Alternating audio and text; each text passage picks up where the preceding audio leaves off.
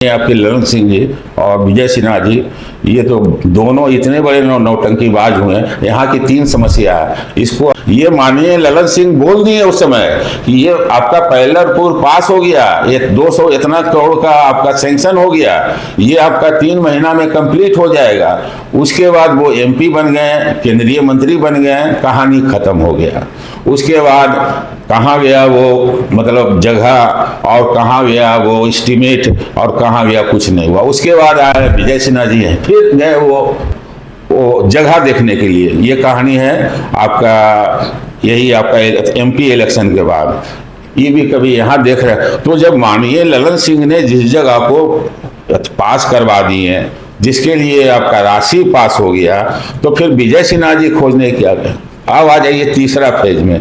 तीसरा फेज में यही हुआ है कि तुरंत जैसे वो शिलान्यास हुआ उसको हटा दिया गया, क्योंकि वो जगह पर बनना ही नहीं है। मैं इस पर आपके माननीय जिलाधिकारी से बात किया था, टेक्निकली वो जगह पर मिलना ही नहीं था। तो एक नाटक और हो गया, ये माननीय आपके हमारे सीएम साहब के द्वारा हुआ। और जहाँ तक गर्ल्स स्कूल की बात है, उतना भयावह स्थिति आज तक पूरे इंडिया में कोई छोटा से छोटा गांव का स्कूल का नहीं होगा जहां की 10 बाई 10 के कमरे में 500 लड़कियां बैठती है। एक तरफ आप कहते हैं बेटी पढ़ाओ बेटी बढ़ाओ, तो बताइए कि संभव है 10 बाई 10 उसी स्थिति में चल रहा। +2 बिहार में 2025 में होने वाले विधानसभा चुनाव को लेकर के राजनीतिक पार्टियों ने अब गठजोड़ और तोड़मोड़ शुरू कर दिया है। बिहार में जनस्वराज पार्टी अब तीसरा पायदान उभर करके सामने आ रहा है, जिसमें लखीसराय के चर्चित समाज सेवी सुरेंद्र प्रसाद हैं, जो संभावित दावेदारी ठोक चुके हैं लखीसराय से जनस्वराज पार्टी के लिए कि इस बार विधानसभा में एक संबंधित विधायक उभर कर आ सकते हैं। हमारी उनसे बातचीत होनी है और उनसे हम बातचीत करेंगे आखिर जन स्वराज का क्या है और किस तरह से वो इस बिहार में आकर अपना स्थापित करेगी, क्योंकि यहाँ पहले से भी बहुत सारी ऐसी पार्टियां हैं जिन्होंने अपना वर्चस्व बना रखा है। तो सर ये बताइएगा कि जन स्वराज जो आज बिहार में एक उभरती पार्टी बनती जा रही है, तो क्या है इसका मुद्दा। धन्यवाद एलवी एक्सप्रेस एंड आपके उनके मित्र दोनों को बहुत बहुत ईद, बिहार वासियों को ईद, आपका आने वाला चैती छठ और चैती दुर्गा जी का बहुत बहुत शुभकामनाएं। और क्या आप जानना चाहते हैं, आप बताइए, खुलकर बताइए हमें। खुलकर विधानसभा सीट काफी हॉट माना जाता है। हाँ, ऐसे में आप इसको कैसे देखते हैं।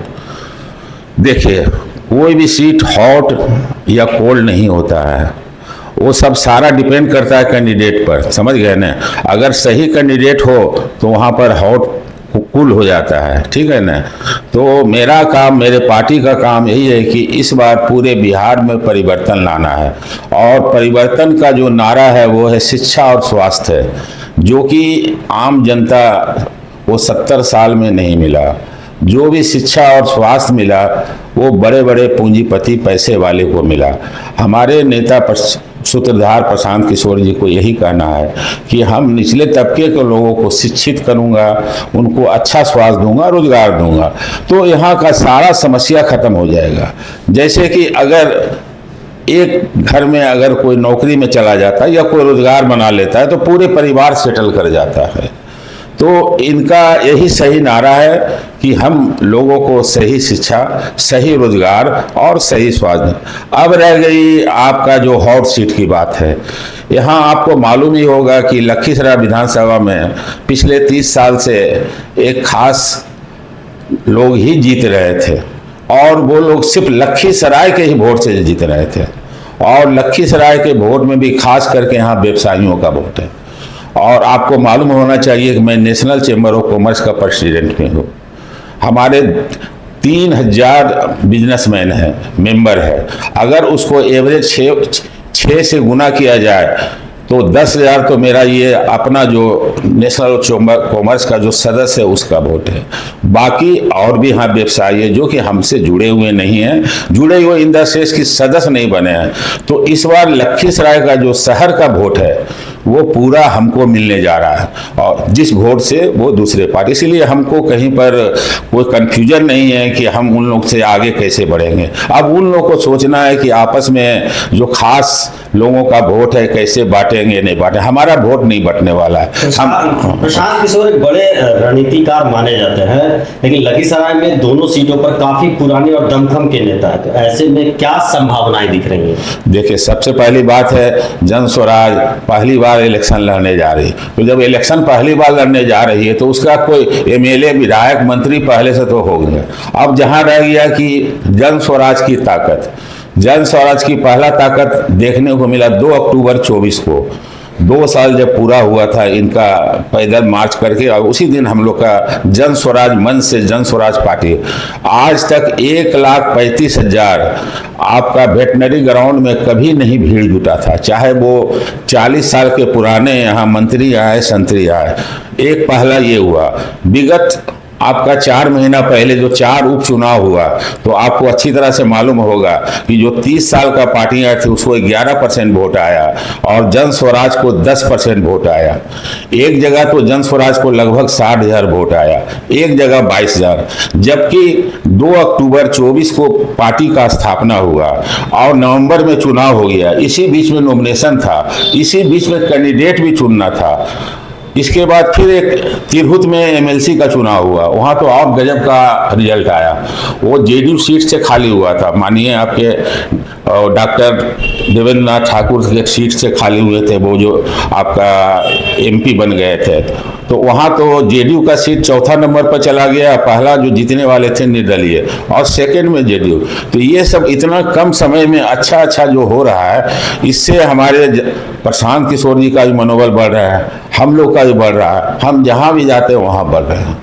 चुनाव में जाति समीकरण काफी अहम होता, तो ऐसे में अपने आप को कैसे फिट देख रहे हैं? नहीं, यही सबसे बड़ी हमारी पार्टी का, हमारे प्रशांत किशोर जी का सोच है कि नहीं, मैं न जाति के नाम पर वोट मांगूंगा, न धर्म के नाम पर मांगूंगा, न मंदिर के नाम पर मांगूंगा, न मस्जिद। मैं यही निवेदन करता हूं कि अभी तक जो भी वोट दिए हैं, राम मंदिर के दिए हैं तो राम मंदिर बन गया, मस्जिद के लिए तो मस्जिद बन गया। एक बार आप वोट दे दी अपने बच्चे का शिक्षा के लिए, स्वास्थ्य के लिए। तो क्या फैक्टर रहेगा इस विधानसभा चुनाव में? बस स्वच्छ छवि और क्या मतलब स्वच्छ छवि और अच्छा मतलब सोच, सही सोच, यही है। उप मुख्यमंत्री विजय कुमार सिन्हा विधानसभा सीट से काफी वर्षों से, तो उनसे टैकल कर पाना काफी मुश्किल माना जाता है। तो मैं अभी आपका पिछला लोकसभा पहले से भी विधानसभा के लिए घूम रहा था, तो आपको शायद जानकर बहुत मतलब जानकर क्या जानते ही होंगे कि आपके माननीय आपके ललन सिंह जी और विजय सिन्हा जी, ये तो दोनों इतने बड़े नौटंकी बाज हुए हैं। यहाँ की 3 समस्या है, इसको हम आपका 2 साल से उठा रहा हूँ। जब मैं नगर पालिका का चुनाव लड़ा था, पहला किउल रेलवे पुल का पैरेलल रोड पुल, दूसरा गर्ल्स स्कूल का बिल्डिंग। तो इसका तो बोला जा रहा है कि उद्घाटन शिलान्यास भी होगा। हाँ, यही तो नाटक हो रहा है। ये जो आपका आप सुने होंगे, जब लोकसभा का चुनाव था, प्रगति यात्रा के दौरान मुख्यमंत्री ने एक सेकंड उसके पहले स्टेज देखा। इसीलिए यहाँ सब काम कुछ नहीं होता है, आप लोग बहुत जल्दी भुला जाते हैं। ये माननीय ललन सिंह बोल दिए उस समय कि ये आपका पैरेलल पुल पास हो गया, ये 200 इतना करोड़ का आपका सैंक्शन हो गया, ये आपका 3 महीना में कंप्लीट हो जाएगा। उसके बाद वो एमपी बन गए, केंद्रीय मंत्री बन गए, कहानी खत्म हो गया। उसके बाद कहाँ गया वो मतलब जगह, और कहाँ गया वो एस्टीमेट, और कहाँ गया कुछ नहीं हुआ। उसके बाद आए विजय सिन्हा जी हैं, फिर गए वो जगह देखने के लिए। ये कहानी है आपका, यही आपका एमपी इलेक्शन के बाद ये भी कभी यहाँ देख रहे। तो जब माननीय ललन सिंह ने जिस जगह को पास करवा दी है, जिसके लिए आपका राशि पास हो गया, तो फिर विजय सिन्हा जी खोजने क्या गए। अब आ जाइए तीसरा फेज में। तीसरा फेज में यही हुआ है कि तुरंत जैसे वो शिलान्यास हुआ उसको हटा दिया गया, क्योंकि वो जगह पर बनना ही नहीं है। मैं इस पर आपके माननीय जिलाधिकारी से बात किया था, टेक्निकली वो जगह पर मिलना ही नहीं था। तो एक नाटक और हो गया, ये माननीय आपके हमारे सीएम साहब के द्वारा हुआ। और यहाँ तक गर्ल्स स्कूल की बात है, उतना भयावह स्थिति आज तक पूरे इंडिया में कोई छोटा से छोटा गांव का स्कूल का नहीं होगा जहां की 10 बाई 10 के कमरे में 500 लड़कियां बैठती है। एक तरफ आप कहते हैं बेटी पढ़ाओ बेटी बढ़ाओ, तो बताइए कि संभव है? 10 बाई 10 उसी स्थिति में चल रहा। +2 स्कूल हो गई है, यानी उसमें 3 कैटेगरी का स्कूल है, प्राइमरी, हाई स्कूल और +2 स्कूल। आज देख लीजिए जो पुराना गर्ल्स स्कूल में विजय सिन्हा जी, जिनको आप उप मुख्यमंत्री है कहते हैं, चाहे है ही, कहना क्या है, वहाँ देख लीजिए, वहाँ तो लगता है एक प्राइवेट पार्किंग खुल गया। तो स्थिति तो यही है। इसलिए अगर जन स्वराज पार्टी लखीसराय से अपनी सीट पक्की करती है, जीतती है, तो सबसे बड़ी समस्या क्या दूर करेगी? पहले देखिए, मैं पहले तो सबसे पहले यही करूंगा कि जो लखीसराय का मेन समस्या, 2 समस्या तो मैं बता ही रहा हूँ। आज आपका ये जो क्यूल के रेलवे पुल के पैरेलल रोड पुल नहीं होने के कारण जहाँ आधा किलोमीटर की दूरी तय करना पड़ता है, वहाँ 8 किलोमीटर दूरी तय करना पड़ता है। जहाँ आपका 5 रुपया में उस पार से इस पार लोग आ सकते हैं, उतना तो 2-3 चीज़ बहुत सफ़र करता है। जैसे कोई अगर पेशेंट बीमार हुआ, किसी को बैंक का काम है, किसी का बहुत मतलब तरह का काम है, तो सबसे पहले तो मैं इसको बनाऊंगा। और गर्ल्स स्कूल जो पुराना जगह है उसको मैं यथाशीघ्र। जन स्वराज पार्टी शिक्षा को लेके बहुत चर्चा में है। सबसे बड़ी बात है कि शिक्षा को आज के जमाने में व्यवसाय बना दिया गया है। अगर जन स्वराज पार्टी बिहार में सरकार बनाती है तो क्या करेगी? वो शिक्षा को व्यवसाय जो बन गया है आज के जमाने में, अगर कोई गरीब का बच्चा पढ़ना चाहता है तो उसके पास इतने पैसे नहीं होते कि वो अपनी पढ़ाई को अच्छी जगह से कर सके। इसी के लिए आपको हमारे खुल के बोले हैं आपके हमारे प्रशांत किशोर जी कि जो शराबबंदी के कारण 2200 करोड़ सालाना जो नुकसान हो रहा है, अगर हमारी सरकार बनती है तो हम आधे घंटे में शराबबंदी को ख़त्म कर देंगे और वो 2200 करोड़ जो गरीब बच्चे हैं उसमें डाइवर्ट करेंगे। और अभी जो देखिए शिक्षा का तो इस तरीक़ा से आप समझिए व्यवसाय हो गया, उसको रोका नहीं जा सकता है। वो आप अपना जैसे हर चीज़ का दुकान खोलते हैं वैसे शिक्षा का भी दुकान खोल सकते हैं, चाहे पॉलिटेक्निक हो, इंजीनियरिंग हो, नर्सिंग। हमको ये चीज़ फोकस करना है कि हमारे जो गरीब बच्चे हैं वो कैसे वहाँ जाए। तो उसके लिए एक ही उपाय है कि अगर बच्चे को सही शिक्षा मिलेगा, अगर वो भी कंपटीशन में मार्क्स लाएगा तो उसका एडमिशन होना ही है।